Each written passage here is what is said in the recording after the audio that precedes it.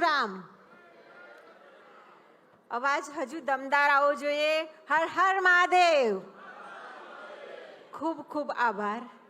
આજે આપણે અહીંયા ઉપસ્થિત થયા છે. સૌથી પહેલાં કન્વીનર શ્રી યજ્ઞેશભાઈ દવે, ભરતભાઈ જાની, અમિતભાઈ દવે, દિનેશભાઈ, સર્વે વડીલ બંધુઓને હું ખૂબ ખૂબ અભિવાદન કરું છું. બીજું કે તમામ બ્રહ્મર્ષિ અને બ્રહ્મ સન્નારીઓ, જ્યારે સ્ત્રી સમાજ અને શિક્ષણની વાત આવે, આ એક વિચાર જ બહુ અદ્ભુત છે. સવારથી સાંભળી રહ્યા છીએ, જેટલા પણ વક્તાઓ આવ્યા, મોઢામાંથી જાણે બંદૂકની ગોળીઓ છૂટતી હોય એવી રીતે તમામની વાણી છૂટેલી.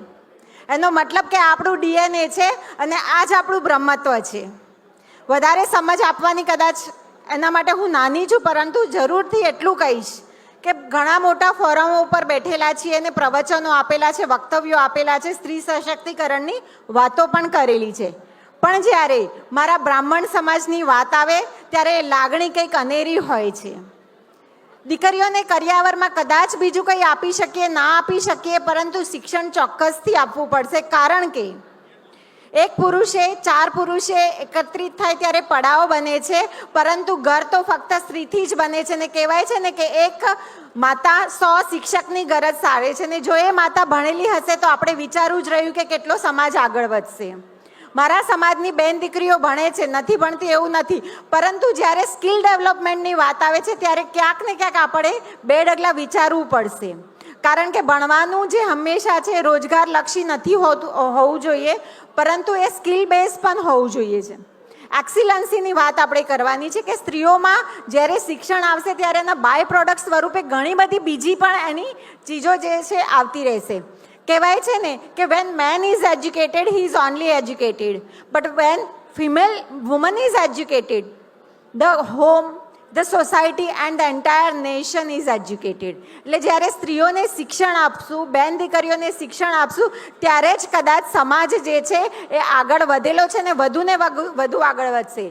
આપણા માનનીય વડાપ્રધાન શ્રી નરેન્દ્ર મોદીજી વિકસિત ભારતની જે પરિકલ્પના કરેલી છે, એટલે સમાજની જે આ અડધી વસ્તી છે એને શિક્ષિત કર્યા વગર કદાચ વિકસિત ભારતની કલ્પના કરવી મુશ્કેલ છે. અને એટલા માટે જ ગવર્મેન્ટ ઘણી બધી સ્કીમ લઈને આવે છે, બેટી બચાવો બેટી પઢાઓ, એ સિવાય પણ લોનના અને બીજા ઘણા બધા જે છે એ ફેવર કરેલા છે. પરંતુ આપણું ઉત્તરદાયિત્વ બને છે કે આપણે પણ સ્ત્રીઓને, આપણી દીકરીઓને જેટલું શક્ય હોય એટલું ભણતર આપીશું. કરિયાવર નહીં આપે એક વખતના માટે તો એ જરૂરી નહીં લાગે, પરંતુ ભણતર આપીશું તો કદાચ આવનારી પેઢીને ભણાવી શકશે. સનાતન ધર્મનું એ ઉત્તરદાયિત્વ છે અને એટલા માટે જ આ સમાજ હંમેશા શિક્ષણનો પ્રચારક રહેલો છે. અને આ સમાજ એટલા માટે જગતગુરુ શંકરાચાર્યએ મઠની સ્થાપના કરેલી હતી અને એના દ્વારા સનાતન ધર્મનો પ્રચાર કર્યો. પણ એમાં જો સ્ત્રીઓ પાછળ રહી જશે તો કદાચ આ વસ્તુ વાસ્તવિકતાથી વેગળી લાગશે.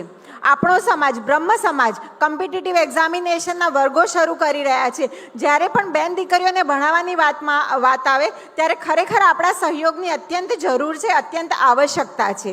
અને એટલા માટે જ હું સમાજને અભિનંદન પાઠવું છું કે અન્ય સમાજની જેમ આપણા સમાજે પણ બેન દીકરીઓના શિક્ષણની દરકાર કરી છે. અને જે પણ સિવિલ સર્વિસ એક્ઝામિનેશન્સ છે કે અન્ય રિક્રુટમેન્ટ છે, એમાં સમાજ તમામ ક્ષેત્રે એમના અભ્યાસના વર્ગો અનુરૂપ રીતે યોજાય એનો પ્રયત્ન કરી રહ્યો છે.